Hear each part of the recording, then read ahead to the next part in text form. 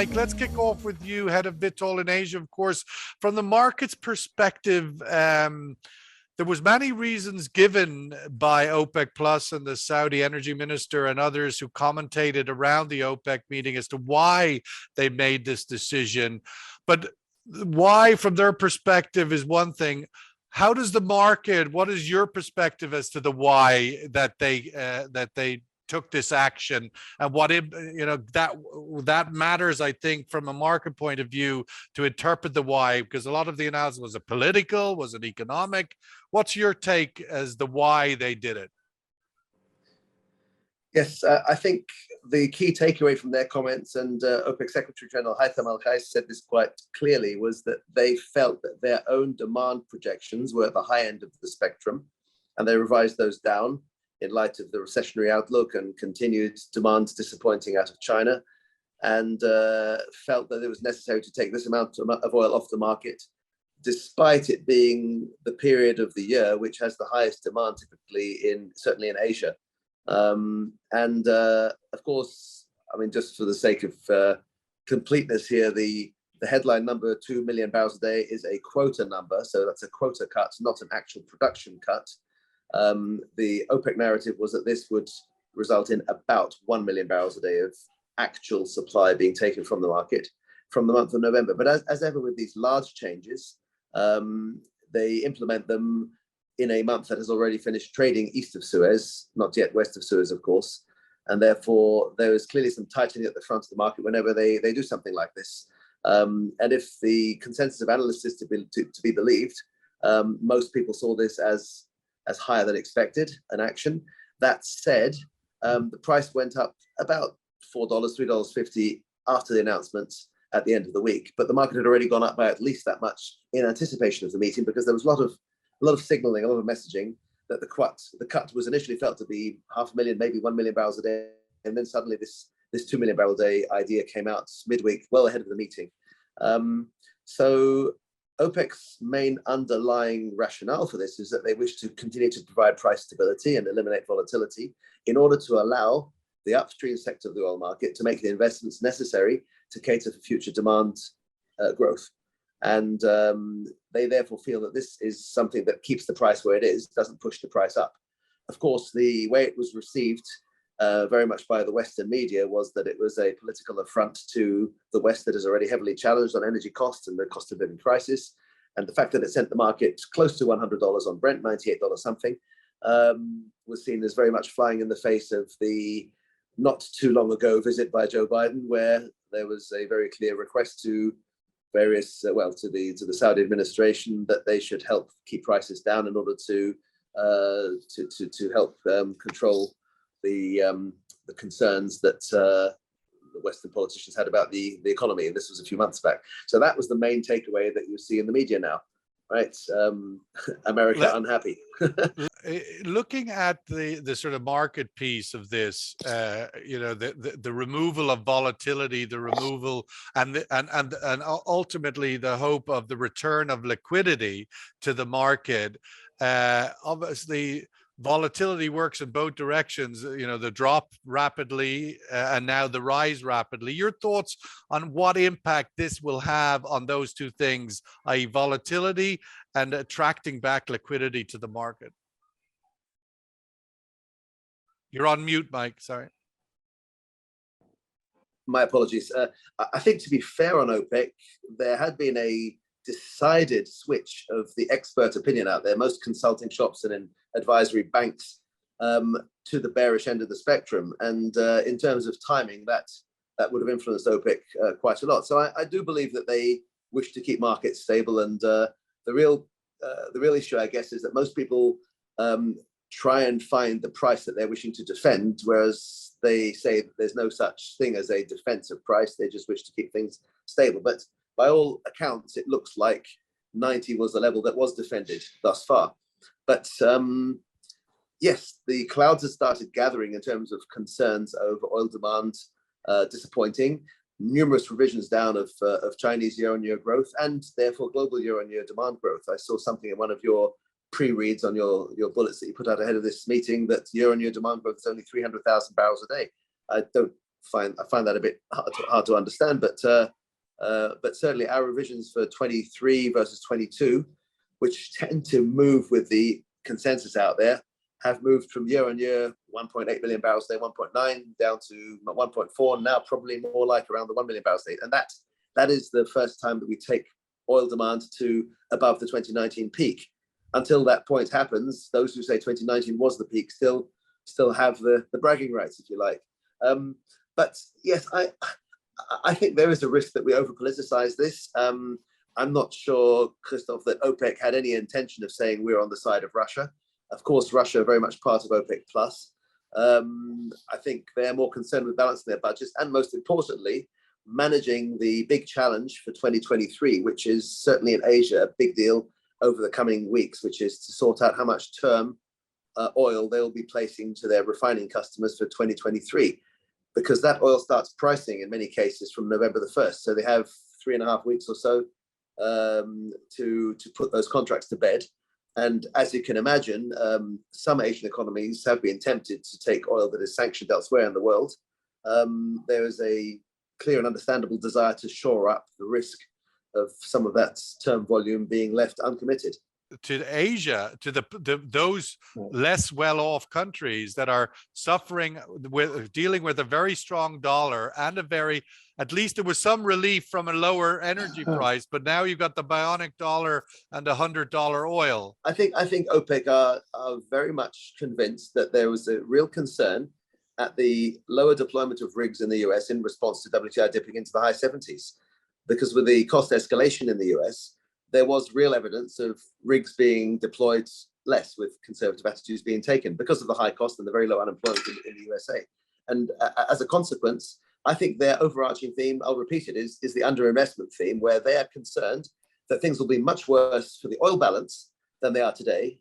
Obviously, recession and other commodities to one side. For the oil balance, if there is no stability in prices at a high enough level to get the oil majors and others to invest in upstream developments, exploration programs, near field development, and all that sort of stuff, which has been woefully lacking in recent years. So they did this because they're worried about the oil producers in the US, and then come on. No, they're worried. I think there is a concern that there won't be enough investment, and therefore spare capacity will be a challenge, because even Saudi themselves proclaimed that their steady state maximum is 12 a day. That was a very interesting comment that came out at the Energy Institute conference just before your conference last week. There's no way avoiding the optics. The optics are one thing, and then perhaps all the reasons are another. But one thing I did notice in the optics was that Novak did not sit at the press conference table after the meeting in a way that he would have always done in previous OPEC plus press conferences. So clearly there was some awareness of what that might look like. But Mike, I wanted to ask you on the point, I'm just getting back to the volatility and the liquidity issue. And there obviously is the capex issue you just referenced. But last week you said about volatility that one way of dealing with that was to have the monthly meetings and OPEC plus tweaking the market as needed, as they've done in recent years. And now in the subheadlines of this agreement just last week with OPEC plus, there was two things that really didn't get reported on. One was that they moved their meetings from monthly to 2 monthly, so they're only meeting every 2 months. And secondly, the ministerial part of that meeting, OPEC plus, was to every 6 months. So the JMMC moved every 2 months, the minister moved every 6 months.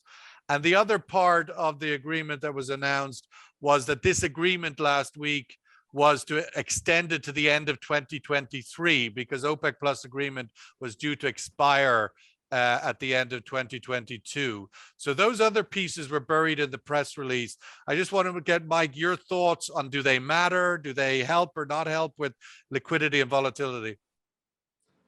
That's very good of you to highlight this, Sean. And there was one more indeed that I think they gave until March 2023 to those who had continued to overproduce.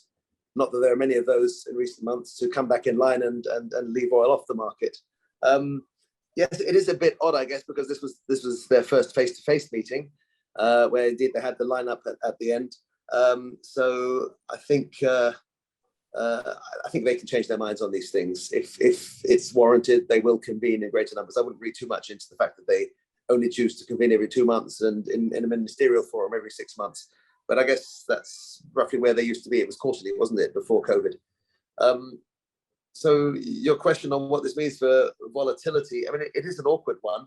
I think the point that you and Christoph were making on demand destruction is a very real one, not just because the strong dollar is weighing more heavily on those economies that can't afford the energy cost, but also you've seen fewer subsidies in place in many economies. Here in Asia, Indonesia, for example, lifted the minimum price for gasoline by about 25-30%, and there's very clear early evidence of that, meaning people are consuming less, they're driving around less, and that's just one of many such examples.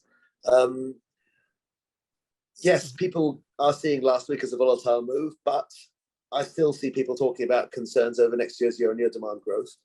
And there is a significant slug of non-OPEC production coming into the market. We have to remind ourselves, those provinces in northern Latin America, Brazil, there is some investment translating through to extra production there. And overall, people don't have aggressive draws in their forward balances, even after this OPEC plus announcement. So I don't think the market's been panicked. And despite the fact that if you do a sweep of all the analysis and consulting shops straight after OPEC, they're all calling for $100 plus oil now, which was quite remarkable.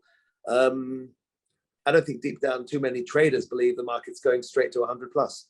The other story that we had on the digest last week and has come up in this equation is the SPR, that clearly the US, or the potential reaction of the US. Biden took a lot of assaults at the end of last week. What are you going to do about this sort of challenge by OPEC plus? And well, we're looking at the options, a greater release from SPR being one of them.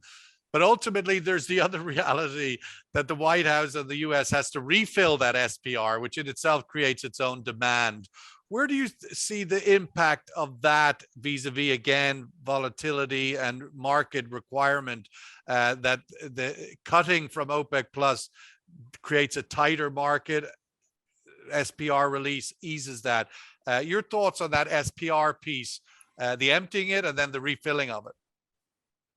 Yes, I'll start by stating the obvious, which is if you have less SPR, that's less supply cushion, that's less security of supply, and therefore that's more volatility inducing. It is a concern if spare capacity is concentrated in the hands of a couple of OPEC producers, or maybe 3 of them. But yeah, we were getting mixed messages. There was a disbelief when the initial plan came out several months back at the rate at which they were able to release. And now we've seen it. There were some weeks when the release was at 800,000 barrels a day or so, which is more than people thought possible.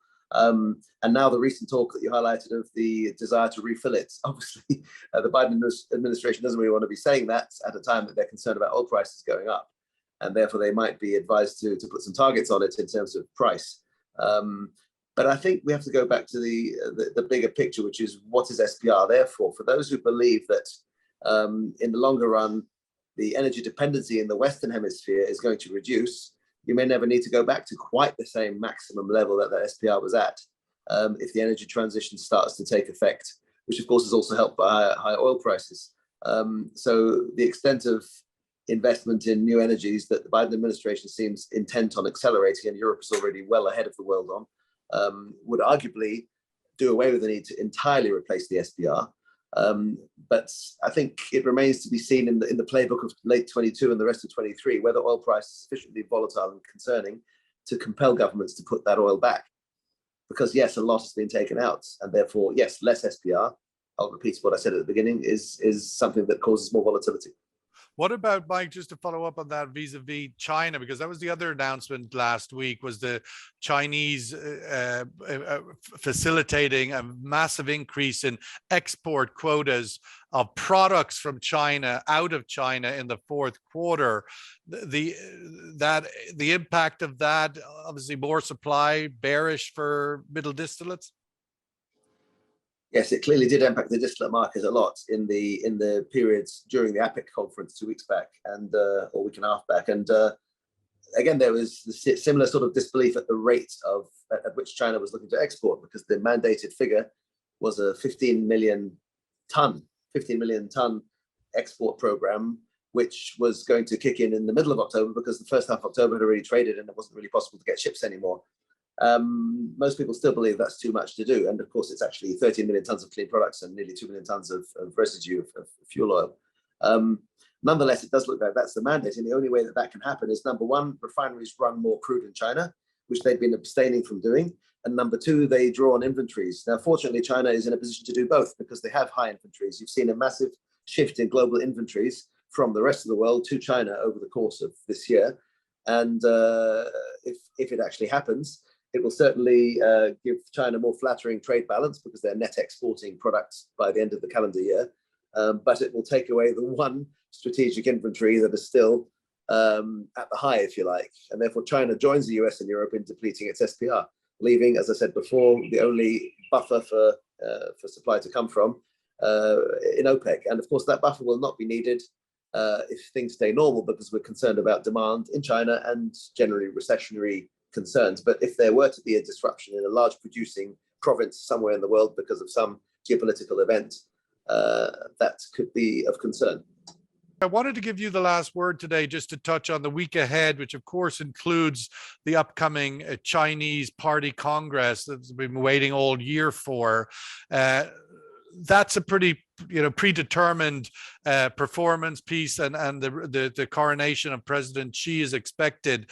But my question to you is, what do you expect after that is over? Where will China go from the sort of point from after the Congress and then obviously towards the Chinese New Year at the end of January, which is typically quite a big demand period for oil in China? Yes, Sean, so you said it exactly this time next week, 16th of October, the Congress will take place where Paramount Leader will be given his extension.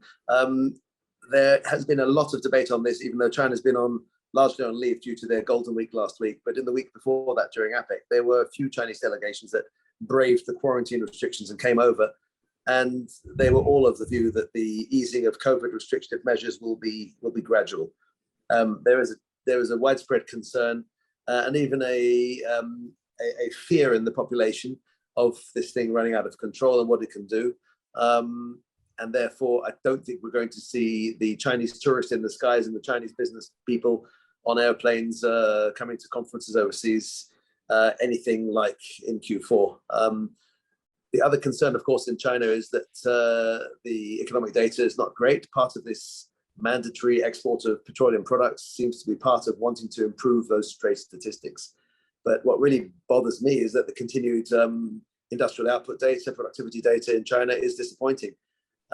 Those German chemical plants that are not running, or those German gas-intensive heavy industries, you would assume the global economy would need factories elsewhere to make up for any shortfalls that are not being made in the EU where the costs are too high. And it's clearly not happening in China, which is where it should be happening. So that tells you that Chinese demand is really down, and petrochemicals in particular.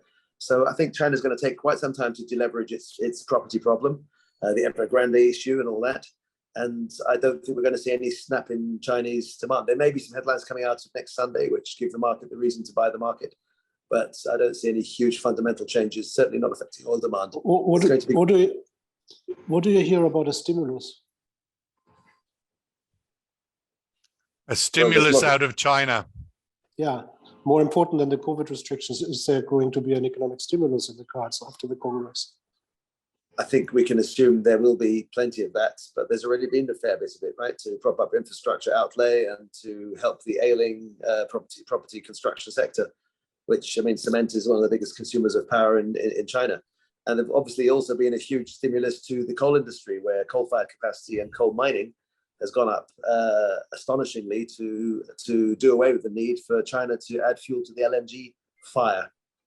So there's been a fair bit of government guidance and urging, and I think a lot of that is probably quite easily portrayed as subsidies.